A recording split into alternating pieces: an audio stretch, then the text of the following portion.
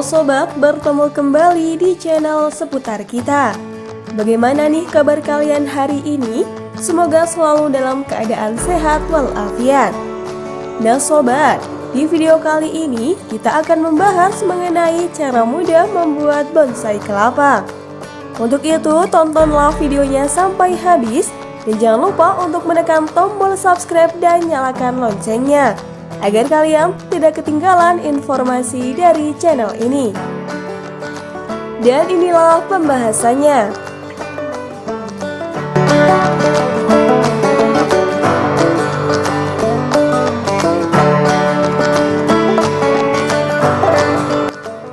Terdapat 3 jenis kelapa yang dapat kalian jadikan tanaman bonsai, yaitu kelapa gading merah, kelapa gading susu, dan kelapa albino. Ketiga jenis kelapa ini memiliki karakteristik berbeda-beda. Kalian bisa memilih jenisnya sesuai hasil yang diinginkan. Untuk kelapa gading merah sendiri, sesuai dengan namanya memiliki warna merah kekuning-kuningan. Namun perawatannya cukup merepotkan karena kalian harus mempertahankan warna merah tersebut. Selain itu, kelapa jenis ini juga memerlukan pupuk yang cukup banyak. Hal ini pasti berbeda dengan kelapa gading susu. Jenis kelapa ini memiliki warna putih dan sering tumbuh di daerah subtropis.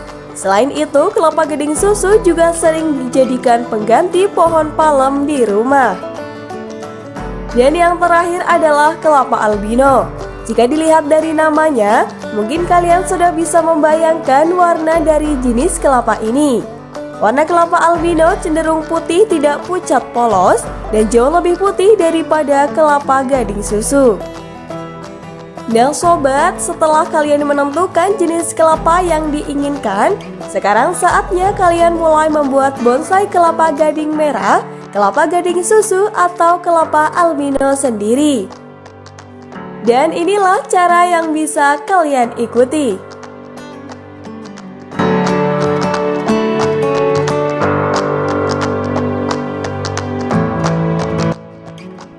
Nah, untuk pecinta bonsai kelapa pemula, jangan khawatir.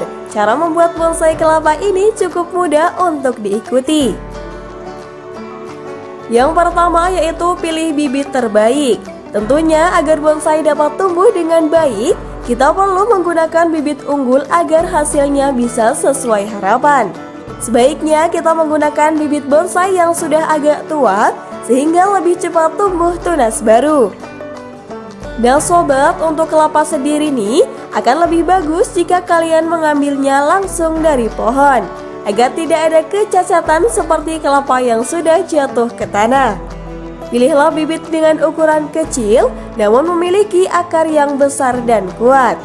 Dengan ukuran batok kelapa yang kecil ini, kalian bisa lebih mudah saat membentuk batang nantinya. Untuk cara yang nomor 2 yaitu tentukan posisi batok. Perlu kita ketahui nih, tanaman bonsai ini akan tumbuh mulai dari batoknya. Sehingga menentukan posisi batok ini juga tergolong penting agar bentuk tanaman bisa sesuai dengan keinginan kita. Hal pertama yang harus dilakukan yaitu kita bisa meletakkan bibit yang belum tumbuh tunas pada tanah dengan kandungan air cukup banyak. Nantinya nih bibit akan tumbuh tunas kurang lebih selama 1-2 minggu. Setelah itu, kalian bisa meletakkan batok kelapa sesuai dengan keinginan. Bisa diletakkan secara vertikal agar batok kelapa dikelilingi akar dan tanaman tumbuh tinggi. Atau bisa juga secara horizontal yang bisa membuat bonsai kelapa unik kita nanti mirip dengan rumah siput. Dan langkah yang nomor 3 yaitu bersihkan batok kelapa. Hal pertama yang harus kita bersihkan tentu sabut kelapa pada batok. Sabut ini perlu dibersihkan ketika tunas sudah muncul. Caranya, kita bisa mengupas atau menyayat batok kelapa. Nah sobat, tapi perlu hati-hati ya. Jangan sampai mengenai tunas dan akar yang baru tumbuh ketika menyayat batok kelapa ini. Setelah membersihkan sabut kelapa, kita bisa mulai membersihkan bulu halusnya juga. Bulu halus ini bisa kita hilangkan menggunakan pisau dan pastikan sampai batok kelapa bersih. Setelah itu, kita juga bisa menggunakan amplas agar tampilannya lebih cantik. Untuk langkah yang nomor 4 yaitu siapkan media tanam. Ketika hendak menanam bonsai yang satu ini, kita juga perlu memperhatikan media tanam yang digunakan. Sediakan pot yang sesuai dengan ukuran batok kelapa terlebih dahulu. Lalu isi pot tersebut dengan campuran tanah, dengan air dan pupuk kandang. Hai sobat, perlu diingat, perbandingannya adalah 2:1:1. Nah, ada tips juga nih agar bonsai kelapa bisa tumbuh dengan cepat.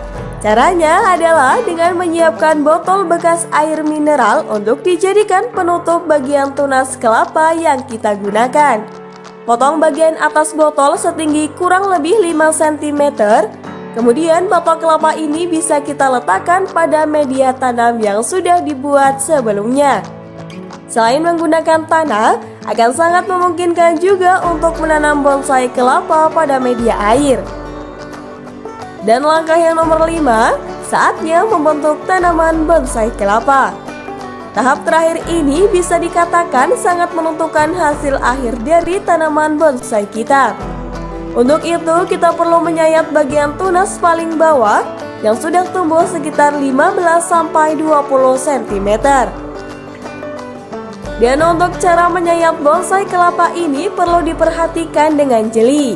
Hindari menyayat tunas yang masih muda agar tidak membusuk. Penyayatan ini dilakukan minimal 3 kali dalam sehari.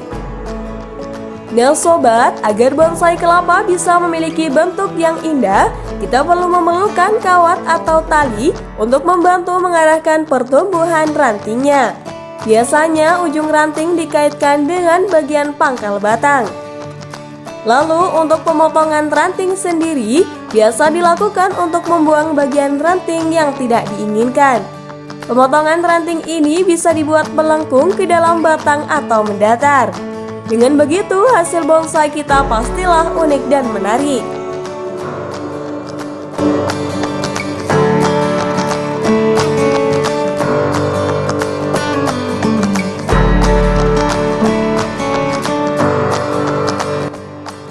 Semoga informasi ini bermanfaat. Terima kasih dan sampai bertemu di video selanjutnya.